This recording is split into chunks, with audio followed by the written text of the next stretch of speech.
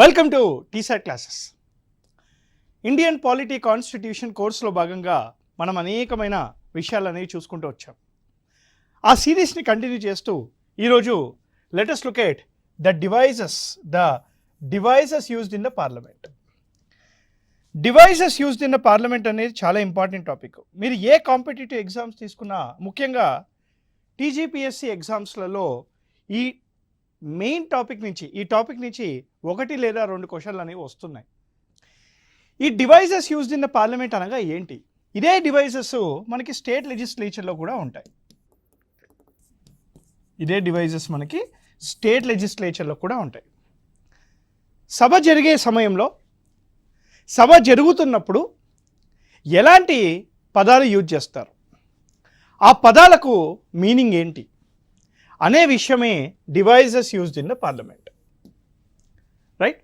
ఈ devices used in the parliament అనేది very important. So concentrate చేసి వినండి, బుక్ పెట్టుకోండి, దగ్గర నోట్స్ రాసుకోండి. ఈజీగా షార్ట్ నోట్స్ రాసుకుంటే మీకు రివిజన్కి పనికొస్తుంది. Now let us start.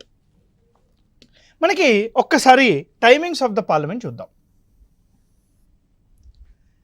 According to ROP COB article 118 ప్రకారంగా we have something called ROP COB, rules of procedure conduct of the business.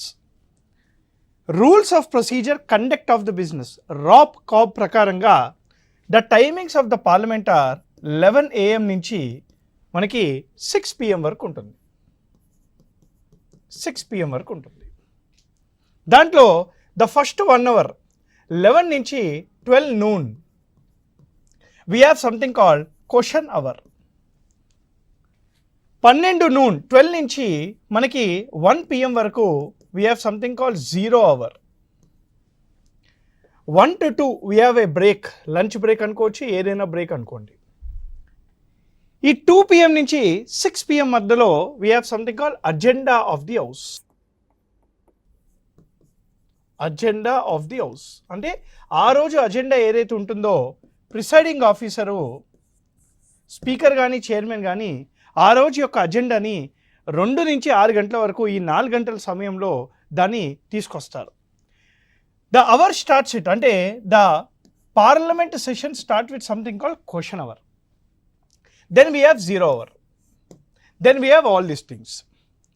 అసలు క్వశ్చన్ అవర్ అంటే ఏంటి, 0 hour అంటే ఏంటి, దానిలో టైప్స్ ఆఫ్ ద క్వశ్చన్స్ ఏవి ఉంటాయి, మిగతా టర్మినాలజీస్ ఏవే ఉంటాయి, ఇవన్నీ కూడాను ఈ క్లాస్లో చూద్దాం. ముందుగా క్వశ్చన్ అవర్ చూడండి. Question hour. క్వశ్చన్ అవర్ అనేది where we have right the opposition party leaders raise questions to the ruling party ministers. ఎవరైతే రూలింగ్ పార్టీకి సంబంధించిన మంత్రులు ఉంటారో వాళ్ళ మీద క్వశ్చన్స్ అడుగుతూ ఉంటారనమాట. మొత్తం కూడాను 3 రకాల క్వశ్చన్స్ ఉంటాయి. There are 3 types of questions asked. The first type of question is called starred question. Starred questions. The second type of question is called unstarred questions. And the third type of question is called short notice questions. Short notice question. So మొత్తం కూడాను 3 types of questions అనేవి ఉంటాయి. ఏంటి sir అవి? ముందుగా the first one is called starred question అని, unstarred questions అని చెప్పి, మరియు షార్ట్ నోటీస్ క్వశ్చన్స్ అనేవి ఉంటాయి. What is the meaning of a starred question? Starred question is where you ask or you expect an oral reply. You expect a oral reply కావాలి. అంటే ఎవరినైనా question అడిగి ఆ క్వశ్చన్కి ఓరల్గా సమాధానం ఎక్స్పెక్ట్ చేస్తే దాన్ని స్టార్ట్ క్వశ్చన్ అని అంటారు. ఈ స్టార్ట్ క్వశ్చన్కి మనకి supplementary questions are allowed. Supplementary questions అనేవి అలౌ చేస్తారు. ఏవైతే స్టార్ట్ క్వశ్చన్స్ ఉంటాయో ఈ స్టార్ట్ క్వశ్చన్కి మినిమం 21 days నుంచి మినిమం 21 to 30 days యొక్క నోటీస్ ఉండాలి, రైట్?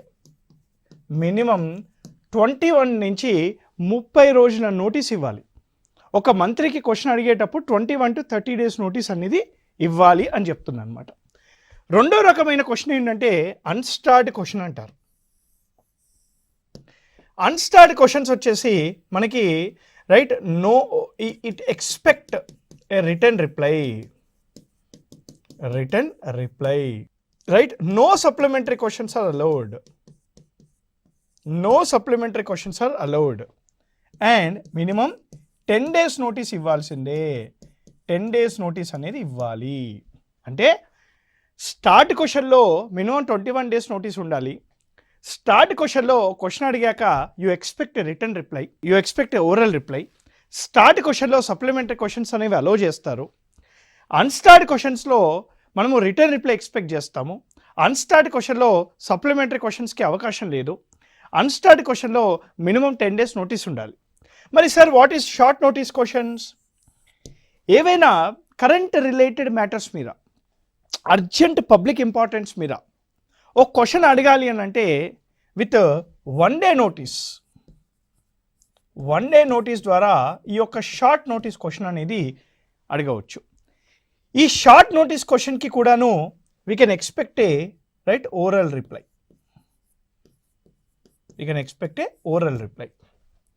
ఓకే, స్పీకర్ కానీ చైర్మన్ కానీ రోజుకు 20 స్టార్ట్ క్వశ్చన్లు, 220 వరకు అన్స్టార్ట్ క్వశ్చన్స్ని ఎంకరేజ్ చేస్తారు.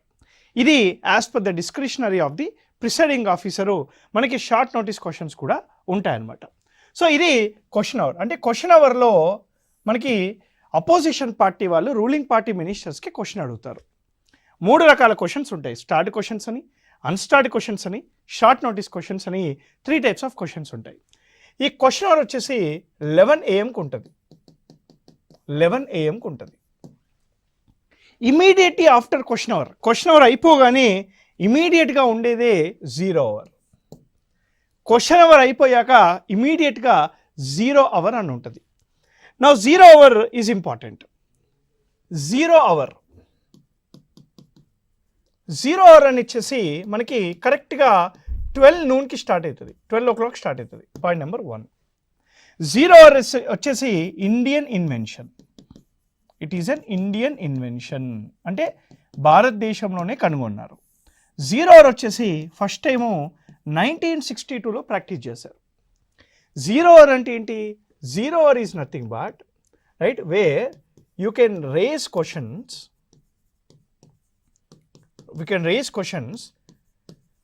without prior permission. అంటే ఎలాంటి ముందు పర్మిషన్ లేకుండా, ప్రయర్ నోటీస్ లేకుండా, పర్మిషన్ అనే పదం కంటే ఇంకా ముఖ్యంగా నోటీస్ అనే పదం ఇంపార్టెంట్. అంటే ఇక్కడ స్టార్ట్ క్వశ్చన్ కానీ, అన్స్టార్ట్ క్వశ్చన్ కానీ, షార్ట్ నోటీస్ క్వశ్చన్ కానీ ఇక్కడ 21 days నోటీస్ ఉంటుంది, ఇక్కడ మినిమము 10 days నోటీస్ ఉంటుంది, ఇక్కడ మినిమం 1 day నోటీస్ ఉంటుంది. ఎలాంటి నోటీస్ ఇవ్వకుండా అప్పటికప్పుడే ఒక క్వశ్చన్ని రేజ్ చేసే అధికారాన్ని 0 hour అని అంటారు. 0 hour is a main reason for disruption of the house. సభలో అల్లర్లు జరుగుతుంటాయి కదా, దానికి మెయిన్ రీజన్ ఏంటి సార్ అంటే 0 hourగా చెప్పుకుంటూ ఉంటాం అనమాట. 0 hourలో matters related to public importance గురించి డిస్కస్ చేస్తారు. ఈ 0 hourలో ముఖ్యంగా మనకి ఏం డిస్కస్ చేస్తారు సార్ అంటే చెప్పాను కదా ఇందాకనే, మనకి కరెంట్ అఫైర్స్ రిలేటెడ్గా డిస్కస్ చేస్తారు. అప్పుడప్పుడే స్పీకర్ దగ్గరికి వెళ్ళి పర్మిషన్ తీసుకుంటారు. స్పీకర్ ఒప్పుకుంటే 0 hourలో క్వశ్చన్ అనేది అడగవచ్చు. సో నో ప్రయర్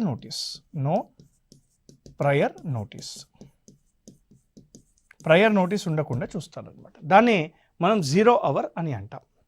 ఓకే, ఇంకా కొన్ని టర్మినాలజీస్ చూద్దాం. ఈ టర్మినాలజీస్ అన్నీ చూసేద్దాం. ఇందాక మనము 0 hour కంప్లీట్ చేసాం మరియు క్వశ్చన్ అవర్ కంప్లీట్ చేసాం. Now let us see other terminologies. Article 85 కానీ, 86 కానీ, 87 కానీ, 118 కానీ, కాల్ అటెన్షన్ మోషన్ కానీ, సెన్సర్ మోషన్ కానీ, అవిశ్వాస తీర్మానం కానీ, ఇవేంటో ఒక్కసారి అన్నీ చూసుకుంటూ వెళ్దాం. ముఖ్యంగా ఆర్టికల్ 85. ఈ ఆర్టికల్ 85లో మనకి ఇలాంటి పదాలు ఉంటాయి. సమ్మనింగ్, ప్రోరగేషన్,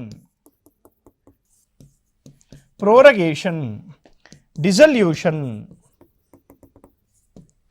సమ్మనింగ్ కానీ, ప్రోరగేషన్ కానీ, డిజల్యూషన్ అంటే ఏంటి? సమ్మనింగ్ అంటే to start. Summoning is nothing but to start. Prorogation అంటే టు స్టాప్. ఏది స్టార్ట్ చేయాలి, ఏది ఆపాలి. To start a session, to start a session, to stop a session. అంటే పార్లమెంట్ యొక్క సెషన్ని స్టార్ట్ చేయాలన్నా, పార్లమెంట్ యొక్క సెషన్ని ఆపాలన్నా ఆర్టికల్ 85 ప్రకారంగా it is the president of India. The President of India has the authority to start a session of the parliament or to stop a session of the parliament.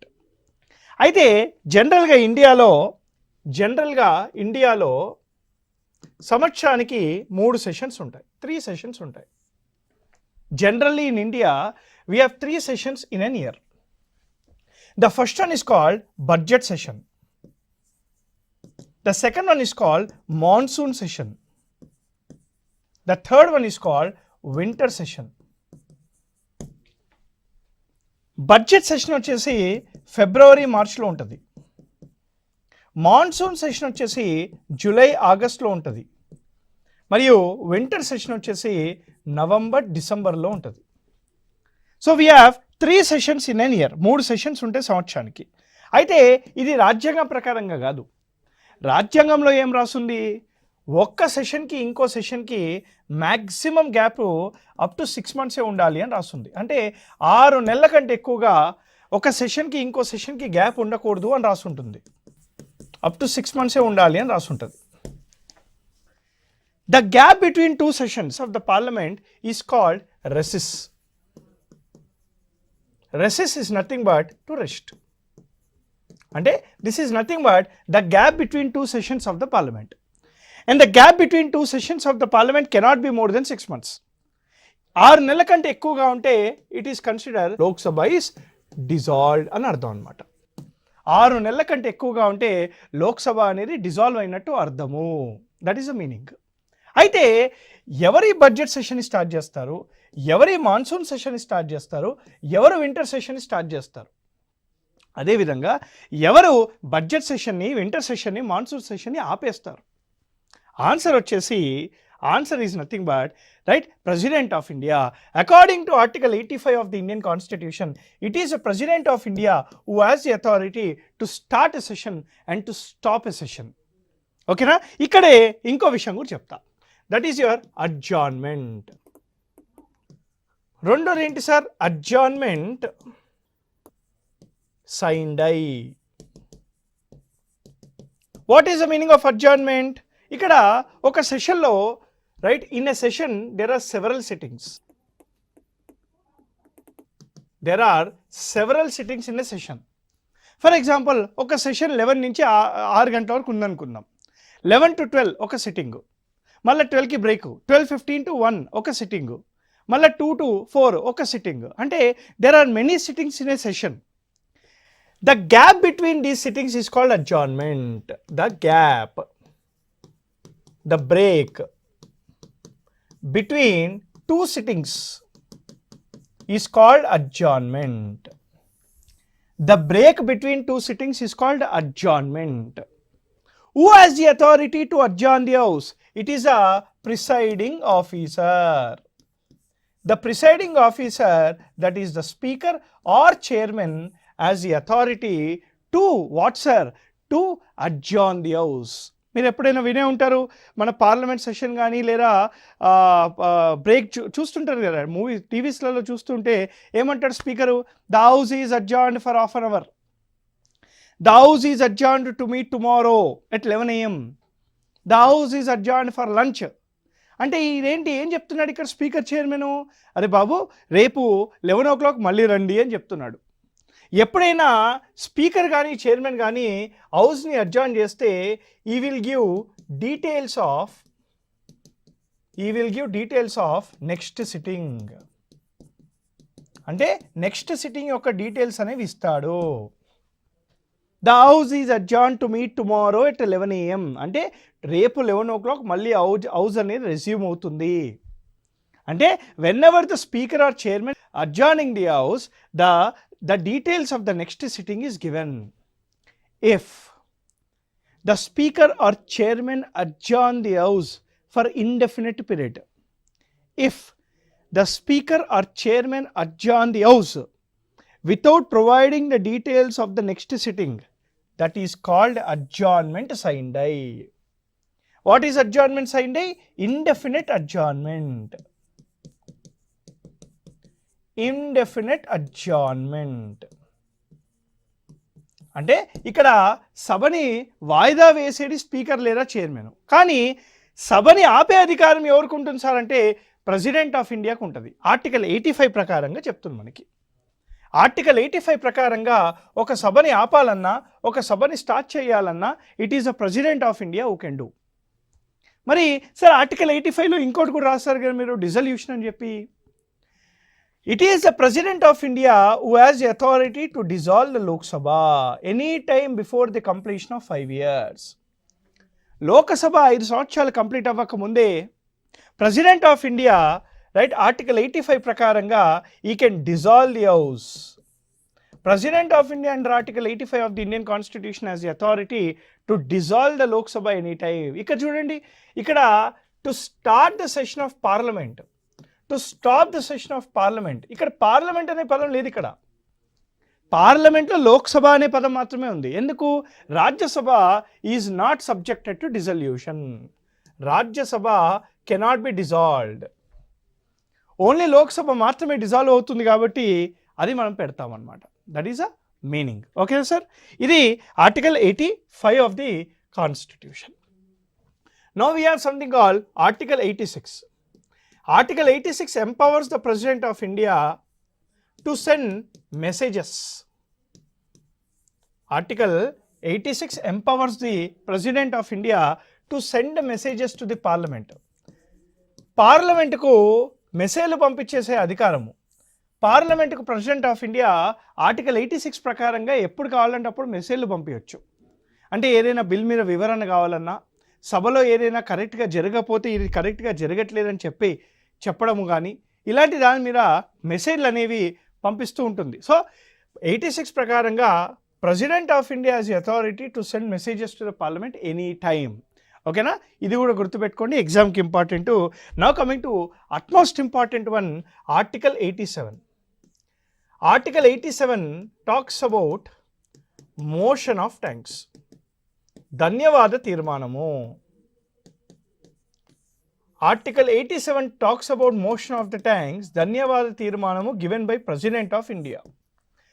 Similarly, we have Article 176 which talks about motion of the thanks given by Governor for the state legislature. ఇక్కడ article 87 ప్రకారంగా motion of the thanks in parliament అంటే ధన్యవాద తీర్మానము అని చెప్పేసి మనకి president of India article 87 ద్వారా ఇస్తాడు. అదేవిధంగా governor article 176 ద్వారా ఇస్తాడు. ఒక్కసారి అసలు ధన్యవాద తీర్మానం అంటే ఏంటో, అది ఎందుకు ఇస్తారు, ఎప్పుడు ఇస్తారు అనేది చూద్దాము. చాలా ఇంపార్టెంట్ సార్ ఎగ్జామ్కి. ఆర్టికల్ 87ని మీరు ఒక్కసారి గుర్తుపెట్టుకోవాలి. So article 87 right talks about motion of thanks, ధన్యవాద తీర్మానము. Motion of thanks is nothing but it is a thanking speech. Motion of thanks is nothing but it is a thanking speech given by President of India in 2 circumstances. Motion of thanks is nothing but it is a thanking speech given by President of India in 2 circumstances. One,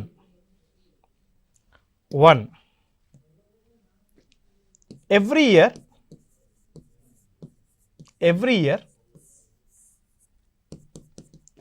before the first session of the parliament. అంటే పార్లమెంట్లో ఉండే first session ఏదైతే ఉంటుందో, ప్రతి సంవత్సరము పార్లమెంట్లోని first session ఏదైతే ఉంటుందో దాని ముందు ఇచ్చే ఒక ధన్యవాద తీర్మానము, ఇట్స్ ఎ థ్యాంకింగ్ స్పీచ్. రెండోది right, every time when the first meeting of newly elected Lok Sabha sits, newly elected Lok Sabha, కొత్తగా ఎన్నుకోబడ్డ లోక్సభ యొక్క ఫస్ట్ మీటింగ్ ముందు ఇస్తారు. Generally every 5 years. జనరల్లీ అది ఖచ్చితంగా 5 సంవత్సరాలు ఉండాలని ఏం లేదు కదా, ప్రెసిడెంట్ ఎప్పుడైనా డిజాల్వ్ చేయొచ్చు కదా, అందుకని జనరల్లీ అనే పదం యూజ్ చేస్తారు. అంటే ధన్యవాద తీర్మానము అనేది nothing but it is a thanking speech given by the president of India under 2 circumstances. 1, ప్రతి సంవత్సరము every year before the first session of the parliament begin. జనరల్గా ఫస్ట్ సెషన్ ఏముంటుంది, బడ్జెట్ సెషన్ ఉంటుంది. జనరల్ ఇది కూడా ఖచ్చితంగా బడ్జెట్ సెషన్ ఉండాలని రాజ్యాంగం లెక్క లేదు.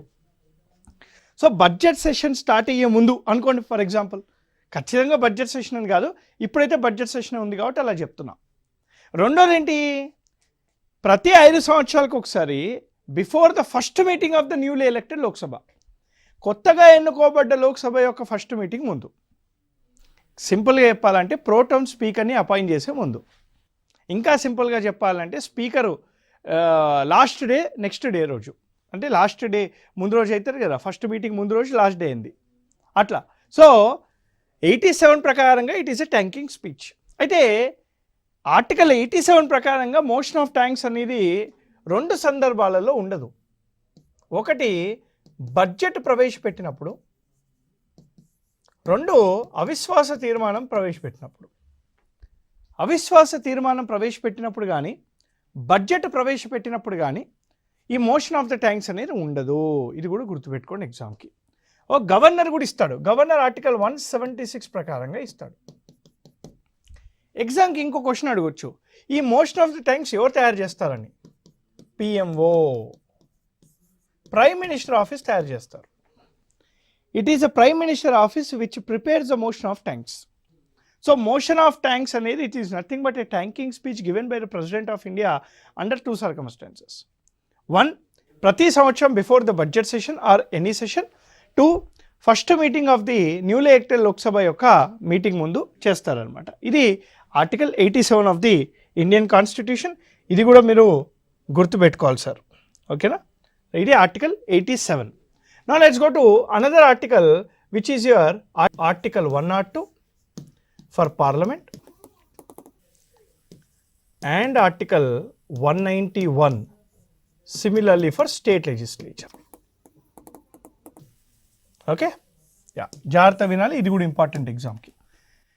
Article 102 or 191 talks about something called disqualifications of members. Members disqualify ఎప్పుడవుతారు అనేది మనకి ఇక్కడ ఆర్టికల్ 102లో రాసి ఉంటుంది. డిస్క్వాలిఫికేషన్స్ ఆఫ్ ద మెంబర్స్కి కొన్ని క్రైటీరియాస్ ఉంటాయి. అంటే ఒక మెంబర్ని సస్పెండ్ కాదు సార్, ఇక్కడ నేను అంటుంది డిస్క్వాలిఫికేషన్. ఒక మెంబర్ని డిస్క్వాలిఫై ఎప్పుడు చేయొచ్చు అని అంటే, ఒక వ్యక్తి ఎంపీగా కానీ ఎమ్మెల్యేగా కానీ ఎన్నుకోబడ్డాక, if is not anymore a citizen of India. ఒక వ్యక్తి ఎంపీగా ఎన్నుకోబడ్డాక, ఎమ్మెల్యేగా ఎన్నుకోబడ్డాక, ఎమ్మెల్సీగా ఎన్నుకోబడ్డాక అతని యొక్క పౌరసత్వం కోల్పోతే he can be disqualified as a member of the parliament under article 102. He can be disqualified as a member of state legislature under article 191. So if is not a citizen of India. రెండోది, if is having office of profit. If is having office of profit, right, ఒక private గవర్నమెంట్లో కానీ government టెండర్లలో కానీ అతనికి హస్తం ఉన్నది తెలిస్తే, అతనికి గవర్నమెంట్ నుంచి డబ్బులు వస్తున్నది తెలిస్తే he can be disqualified. 2, if is proved insolvent, అప్పులలో వెళ్ళిపోయాడు, right, if is proved insolvent, if is of physically and mentally retard, I mean to say if is mentally retard he can be disqualified. 5, very important, anti defection law, party ఫిరాయింపుల చట్టం కింద he can be disqualified. 6, if is election is declared invalid, అతని యొక్క ఎన్నిక అనేది ఇన్వాలిడ్గా declare అయింది, అప్పుడు కూడా ఈ will be disqualified. Very very important for the exam sir. So ఈ కారణాల వల్ల ఆర్టికల్ 102 ప్రకారంగా ఒక వ్యక్తిని డిస్క్వాలిఫై చేయవచ్చు. Is it clear? Next terminology చూద్దాం ఇప్పుడు మనం. మనకి there are something called censure motion మరియు అవిశ్వాస తీర్మానం, no confidence motion. There are 2 things, censor motion and no confidence motion. Now what is sensor motion, what is no confidence motion? ముందుగా మీరు అర్థం చేసుకోవాల్సింది సెన్సర్ మోషన్ కానివ్వండి, నో కాన్ఫిడెన్స్ మోషన్ కానివ్వండి, ఇది ఓన్లీ లోక్సభలో మాత్రమే తీసుకుంటారు. Only Lok Sabha. It is taken initiated only in Lok Sabha. ఇది రాజ్యసభలో ఇనిషియేట్ చెయ్యరు. ఇది ఓన్లీ లోక్సభలో మాత్రమే ఇనిషియేట్ చేస్తారు. మరి లోక్సభలో ఇనిషియేట్ చేస్తే రెండింటికి డిఫరెన్స్ ఏంటి? ఇవి రెండు రెజల్యూషన్స్ మోషన్స్ ఇనిషియేట్ చేయాలంటే మినిమం 50 మెంబర్స్ సపోర్ట్ కావాలి. అంటే ఈ యొక్క ఆమోదాన్ని ముందుకు తీసుకెళ్లాలంటే లోక్సభలో 50 మంది మినిమము ఓకే అని చెప్పాలి. దీన్ని కూడా అంటే ఇది కూడా మినిమం 50 మంది సపోర్ట్ చేయాలి, అప్పుడే తీసుకెళ్తారు. అసలు సెన్సర్ మోషన్ అంటే ఏంటి? సెన్సర్ అంటే ఏంటి? Censure is nothing but to check. అంటే ఒక రీజన్ అనేది మెన్షన్ చేయాలి. ఇక్కడ రీజన్ ఈజ్ స్టేటెడ్, మెన్షన్డ్. అంటే ప్రభుత్వాన్ని హెచ్చరిస్తున్నావు, ప్రభుత్వాన్ని ప్రశ్నిస్తున్నావు, ప్రభుత్వాన్ని ఒక అంశం పైన ప్రశ్నిస్తే దాన్ని సెన్సర్ మోషన్ అంటారు. ఫర్ ఎగ్జాంపుల్ ఒక సెన్సర్ మోషన్ రైజ్ చేశారు. ఏంటది? డిమానిటైజేషన్ వల్ల 50 మంది చనిపోయారు, దీనికి గవర్నమెంట్ ఎలా స్పందిస్తుంది అని చెప్పి. అంటే ఇక్కడ గవర్నమెంట్ని ప్రశ్నించే విధానాన్నే మనం సెన్సర్ మోషన్ అని అంటాం. రీజన్ అనేది మెన్షన్ చేస్తారు.